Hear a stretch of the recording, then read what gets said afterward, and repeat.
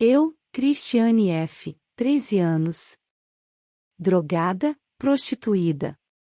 Kai Hermann e Horst Rieck. Título original: Wir Kinder von Bahnhof Zoo. Tradução de Maria Celeste Marcondes. Círculo do livro. Digitalizado, revisado e formatado por Susana Cap. A acusação continuação. Eu tinha mais sorte que as outras crianças, tinha meus bichos. Às vezes levava meus 3 ratinhos hamster ao tanque de areia. Pelo menos os regulamentos não diziam, proibido ratinhos. Nós construímos túneis para eles correrem dentro. Uma tarde um dos ratinhos fugiu pela grama. Não o encontrei mais. Fiquei um pouco triste, mas me consolei ao pensar que ele estava mais feliz que na gaiola. Bem, justo nessa noite meu pai veio até nosso quarto, olhou a gaiola dos ratinhos e gritou: "Mas como? Só 2? Não eram 3?" Eu não consegui pensar, a pergunta me parecia engraçada. Ele nunca gostou dos ratinhos e sempre estava dizendo para a gente dar um fim neles. Expliquei que o ratinho fugira lá na grama. Meu pai me olhava com um ar de louco. Compreendi em 30 segundos que ele não iria se controlar mais. Ele começou a gritar e a bater. Estava na cama. Sem saída. Impossível fugir. E ele bateu. Nunca batera tão forte, pensei que ia me matar. Quando ele se virou para ir contra minha irmã, eu saltei em direção à janela. Acho que teria pulado do 11º andar. Mas meu pai me agarrou e me jogou na cama. Minha mãe, como sempre, de pé, em lágrimas, na soleira da porta. Eu mal a vi quando ela se jogou entre meu pai e mim. Ela começou a dar uns socos nele. Meu pai perdeu as estribeiras. Arrastou minha mãe para o corredor sem parar de dar porrada. De repente, tive mais medo por ela do que por mim. Ela tentou escapar e se fechar no banheiro. Mas ele a puxou pelos cabelos. Como todas as noites, a roupa suja estava de molho na banheira, não tínhamos ainda dinheiro para comprar uma máquina. Meu pai mergulhou a cabeça de minha mãe na banheira cheia d'água. Não sei como ela conseguiu sair, se foi meu pai que a soltou ou se foi ela mesma que se libertou. Meu pai, pálido, foi para a sala. Minha mãe abriu o armário, pegou seu casaco e foi embora. Sem dizer uma palavra sequer. Um dos momentos mais terríveis da minha existência é ainda este minuto, quando vi minha mãe sair, sem uma palavra, e nos deixar sozinhas. Durante algum tempo a única coisa em que eu pensava era: ele vai começar outra vez, ele vai recomeçar a bater. Mas nenhum ruído na sala. O único som era o da TV. Chamei minha irmã para minha cama. A gente se apertou uma contra a outra. Minha irmã tinha vontade de fazer xixi. Ela não tinha coragem de ir ao banheiro, mas tinha também medo de molhar a cama porque receberia uma outra surra. Ela tremia. Finalmente, de mãos dadas, fomos juntas ao banheiro. Da sala, a voz de meu pai: "Boa noite." No dia seguinte, pela manhã, ninguém veio nos acordar. Não fomos à escola. Lá pelas 11 horas minha mãe voltou. Sem dizer quase nada, ela empacotou algumas coisas, pôs o gato numa sacola e me pediu para pôr a coleira em Ajax. E saímos para tomar o metrô. Passamos uns dias na casa de uma colega de trabalho dela. Mamãe nos disse que queria se divorciar. O apartamento de sua colega era pequeno. Muito pequeno para acolher minha mãe, minha irmã, o gato, o cachorro e eu. Em todo caso, No fim de alguns dias, sua colega estava razoavelmente nervosa. Minha mãe arrumou as bagagens, nós pegamos nossos bichos e voltamos ao conjunto Gropius. Meu pai entrou justamente no momento em que minha irmã e eu estávamos tomando banho. Ele se aproximou e, com uma voz normal, como se nada tivesse acontecido, disse: "Então, por que vocês partiram assim? Vocês não têm motivo para ir dormir na casa de desconhecidos. A gente poderia levar uma vida gostosa, nós três?" Minha irmã e eu nos entreolhamos de queixo caído. Nessa noite meu pai se comportou como se minha mãe não existisse. Depois ele fez o mesmo conosco. Não nos falava nem nos via. Isso era pior que as pancadas. Meu pai nunca mais levantou a mão contra mim, mas o seu jeito de se comportar, como se ele não tivesse nada mais a ver com a gente, teve para mim um efeito horrível. Foi somente então que senti que ele era mesmo meu pai. No fundo eu nunca o odiei, tinha apenas medo. E eu sempre tive orgulho dele porque ele gostava dos meus bichinhos, porque tinha um carro possante, seu Porsche 1962.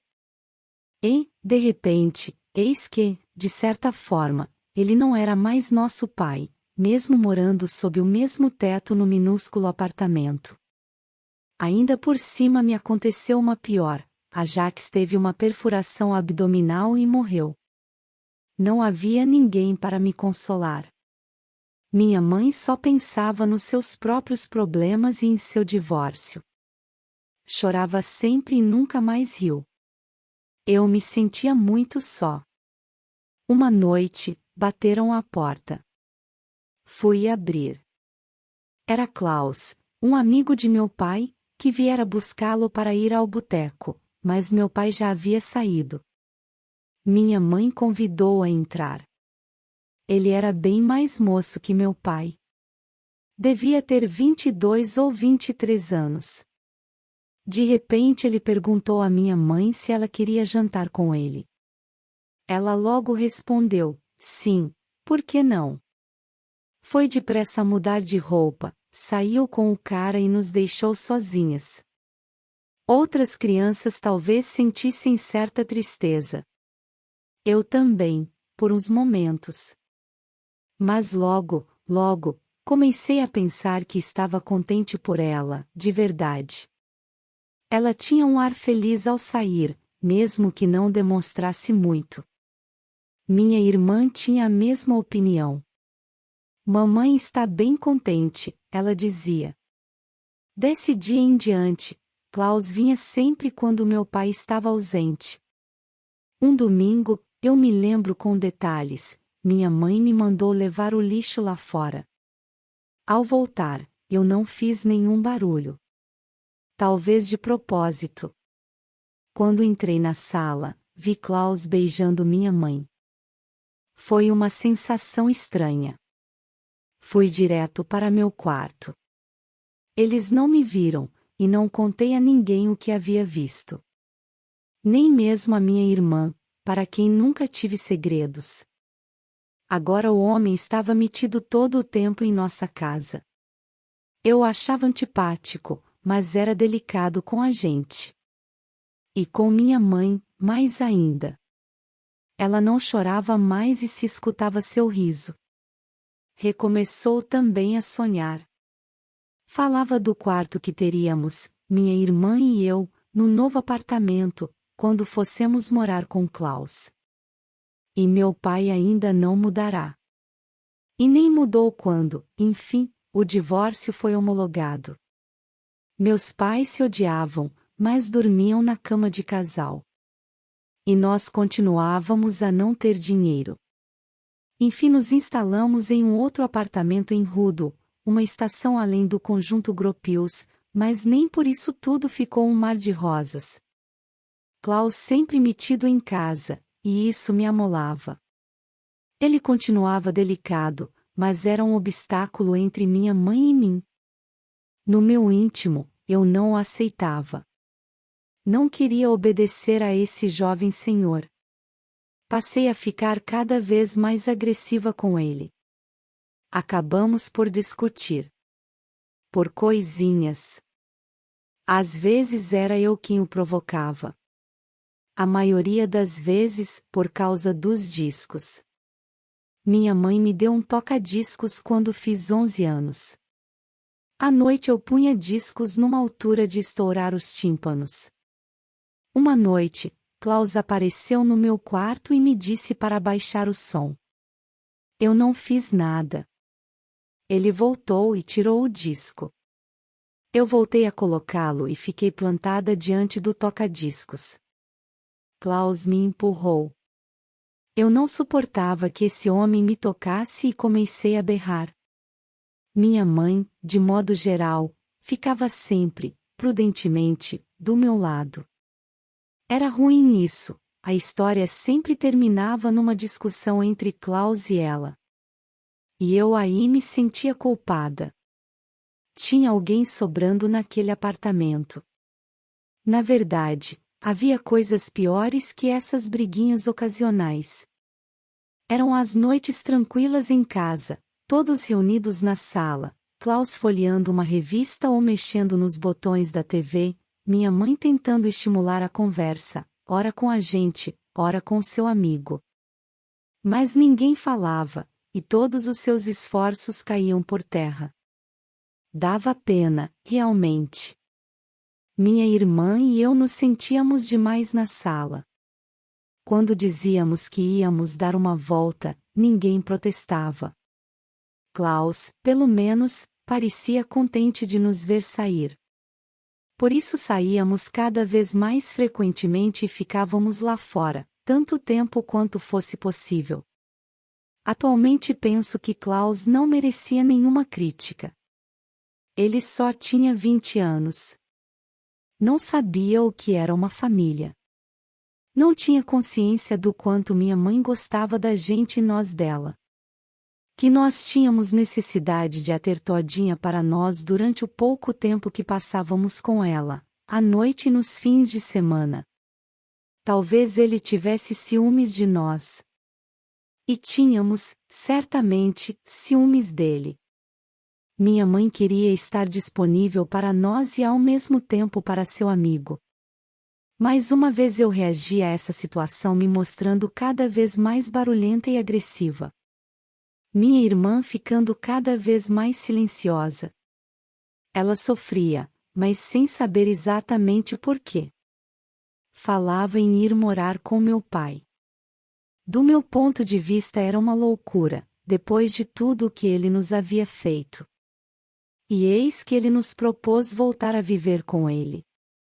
Já não era o mesmo homem. Tinha uma amiga jovem, e cada vez que o encontrávamos, ele estava de bom humor, mostrava-se muito gentil. Deu-me uma cadelinha. Eu já tinha 12 anos, os primeiros sinais de seios e comecei a me interessar pelos garotos e pelos homens. Eles me pareciam extravagantes. Todos uns brutos. Tanto os garotos da rua como meu pai e mesmo Klaus, a seu modo. Tinha medo deles, mas também me fascinavam. Eram fortes, detinham o poder. Tinha inveja deles. Em todo caso, sua força e sua potência me atraíam. Às vezes usava o secador de cabelos de minha mãe. Cortei uma franja e me penteava bem. Cuidava bem do meu cabelo porque me diziam que era muito bonito assim comprido. Não queria mais usar calças xadrez como as de criança. Parecia fraco. Queria jeans. Compraram-me uns jeans.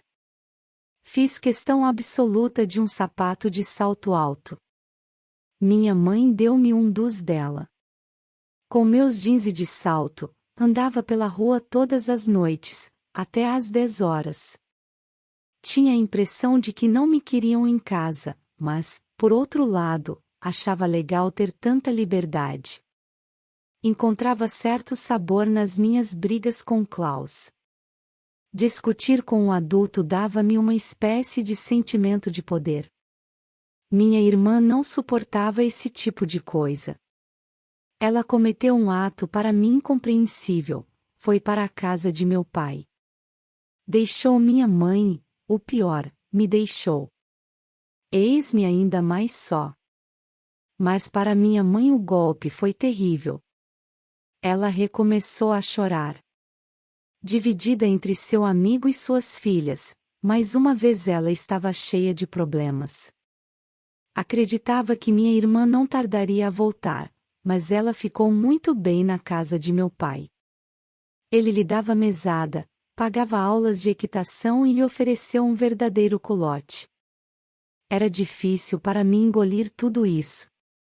Tinha recomeçado a trabalhar no Pônei Clube, onde, em troca, me deixavam montar a cavalo. Mas não era regular. Logo, minha irmã, com aquele colote legal, tornou-se melhor amazona que eu. Mas finalmente tive uma compensação. Meu pai me ofereceu uma viagem à Espanha. Eu consegui um excelente boletim escolar e estava apta a seguir o segundo ciclo. Inscreveram-me na escola polivalente integrada, do Conjunto Gropius. E assim, no limiar de uma nova etapa de minha vida, uma etapa que logicamente deveria me conduzir até o bacharelado, voei para Torremolinos em companhia de meu pai e sua amiga. Férias geniais. Meu pai mostrou-se formidável e constatei que, à sua maneira, ele me amava. Tratava-me como adulta. E às vezes até me levava junto com ele quando saía com sua amiga. Tornará-se um homem razoável. Tinha amigos de sua idade e não lhes escondia que tinha sido casado. Não o chamava mais de tio Richard. Era sua filha. Ele parecia orgulhar-se de mim. No quadro, uma sombra, ele, e isso era bem próprio dele, escolher a data das férias em função do que era melhor para ele e seus amigos, já ao final de minhas férias. De maneira que cheguei à minha nova escola com 2 semanas de atraso. Fiquei desorientada. Na minha classe, os colegas já tinham suas amizades, os grupos já estavam formados, mas o pior foi que, durante essas 2 semanas em que eu estivera na Espanha, explicaram como funcionava a escola. Era um sistema muito complicado para quem vinha da escola primária. Era preciso que a gente mesmo escolhesse as orientações e se inscrevesse em alguns cursos. Os outros alunos foram aconselhados, eles foram orientados em sua escolha. Eu tive que me virar sozinha. Fiquei perdida nessa escola. Não havia mais, como na escola primária, um professor que se encarregasse dos alunos individualmente. Cada professor dava aula para várias centenas de alunos. Se quiséssemos alcançar o bacharelado, era preciso que cada um se responsabilizasse por si mesmo. Decidir que queria mesmo estudar. Fazer o necessário para ser admitido no grupo de nível mais elevado. Ou ter pais que dissessem, faça isso, faça aquilo, e que nos estimulassem. Quanto a mim, estava perdida. Não me sentia alguém dentro dessa escola. Os outros tinham 2 semanas a mais. Era muito numa escola nova. Comecei a testar minha receita do curso primário. Falava baixo, interrompia e contestava os professores. Às vezes porque em minha opinião eles erravam, às vezes por princípio. Parti para a guerra. Contra os professores e contra a escola. Queria ser alguém. Existir.